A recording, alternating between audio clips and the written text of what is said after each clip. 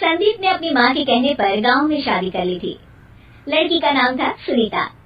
माँ का कहना था एकदम मॉडर्न बहू नहीं होनी चाहिए, लेकिन उन्हें नहीं पता था कि गांव से आने वाली बहू सुंदर सुशील तो होगी और उसको गांव से बाहर भी निकाल लाएंगे, लेकिन उसके अंदर का गांव कैसे बाहर निकलेगा। शादी के कुछ दिन बाद, माँ टिफिन तो देना जरा। बेटा अब तो स्कूल नहीं ऑफिस जाता है, माँ से नहीं अपनी बीवी से टिफिन मांगा कर। ओके माँ। सुनीता टिफिन ले आओ। जीरो टिफिन, इसके अंदर पिस्ता डाल दिया है। पिस्ता? पिस्ता क्यों? सास जी ने बोला था ना कि आपको पिस्ता बहुत पसंद है। ओहो, मैंने पिस्ता नहीं पास्ता बोला था, पास्ता। पास्ता? कहीं होता है पास्ता? अरे बेटी तू रहने दे, मैं बना दूंगी।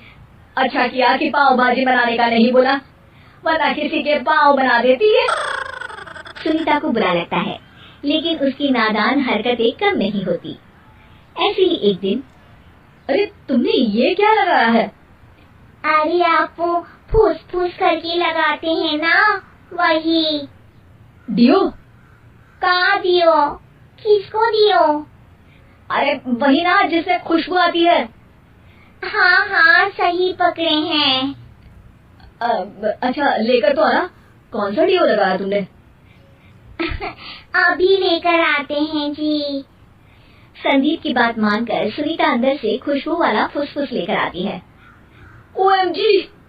OMG मतलब ओ माय गणेश ना। अरे OMG छोड़ो, ये खुशबू वाला फुसफुस की बात कर रही थी तुम? हाँ इसी की, फिर से सही पकड़े हैं। अरे देवी, लेकिन आप सही नहीं पकड़े हैं, ये डियो नहीं है। डियो नहीं है तो क्या लियो है? अरे ये रूम फ्रेशनर है, जिसको कमरे में छिड़कते हैं, खुद पर नहीं। कोई बात नहीं, माँ कहती थी आत्मा किराएदार है, शरीर किराए का कर्म। हम शरीर पे ये डाल लिए तो क्या फर्क पड़ जाएगा। अरे बहू, ओ बहू, मेरे लिए फल तो ले आ, फिर मैं बाजार जाऊंगी। सुनीता अपनी सास के लिए फल लेकर आती है। अरे बेटा, पपीता, तरबूज और सेब फल ऐसे कैसे खा लूं? काट कर तो ले आ। माँ जी, मेरे गांव में तो खेत से उठा के सीधा खा लेते हैं। अरे ये तेरा गांव नहीं है ना। अरे संदीप, तू ही कुछ समझा देना इसको बेटा। मैं कैसे समझाऊं माँ, ये तो माइक्रोवेव को भी भट्टी बोलती है। कल मैंने बोला हाय कैसी हो, तो बोलती है किसी को हाय नहीं लगानी चाहिए। अरे सुनीता, तेरा क्या होगा? अभी तो कैसे बताऊं माँ जी, अभी हम कुछ करेंगे फिर पता चलेगा क्या होगा, लड़का या लड़की। हे भगवान, कहाँ से आ गई है? रामपुर से जी, आप ही तो लेकर आए थे मुझे। अरे मुझे माफ कर दो। पहले कोई गलती तो करिए जी, आपकी तो सारी गलती माफ कर देंगे हम। हाँ अरे बहू, मेरी बात सुन, फल यानी कि फ्रूट जब भी लाए ना तो काट कर लाना, ठीक है? जी ठीक है माँ जी, फल यानी फ्रूट यानी काट के लाऊंगी। सुनीता रोज ही कोई ऐसी हरकत कर देती जिसकी वजह से उसे घर में दो बातें सुननी पड़ती। एक दिन, माँ मेरे बॉस घर पर आने वाले हैं शाम को, उनका बर्थडे है, फैमिली साथ नहीं रहती उनके, तो यही पार्टी कर लेंगे। उनको अच्छा लगा तो शायद मेरा प्रमोशन भी हो जाएगा। मैं ना फ्रूट केक लाकर फ्रिज में रख दूंगी और तेरे साथ आज खाना मैं बनाऊंगी, ताकि जब साहब आए तो खाने में कोई गड़बड़ ना हो। शाम को जब सारी तैयारियां हो जाती है, संदीप के साथ बड़े साहब भी घर आते हैं। फ्रूट केक तो ले आना बहू, फिर खाना खाएंगे। और इस सब की क्या जरूरत थी, आपने बुलाया वही काफी है। सर आपका परिवार शहर में नहीं है तो हम ही आपके परिवार जैसे हैं सर।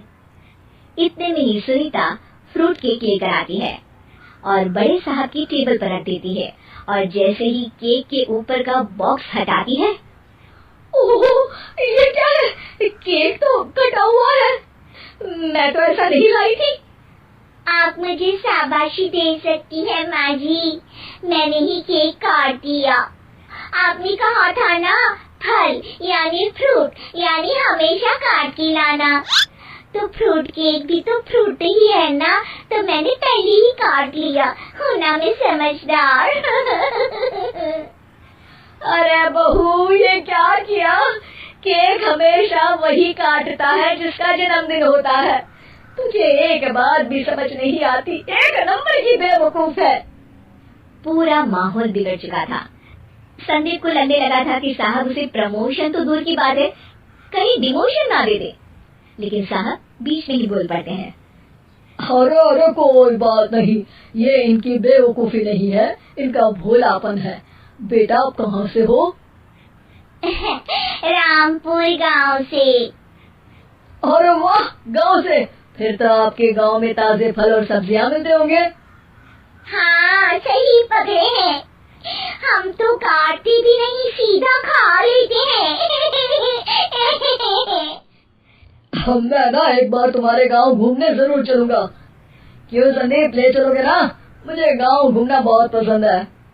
बस फिर क्या था, संदीप और सास दोनों खुश हो गए, क्योंकि साहब को सुनीता ने गांव की बात करके खुश कर दिया था। अब संदीप का प्रमोशन पक्का था। शिक्षा, कभी भी किसी भी गलती पर घबराना नहीं चाहिए। हो सकता है कि उस गलती की वजह से आगे बड़ा फायदा हो जाए।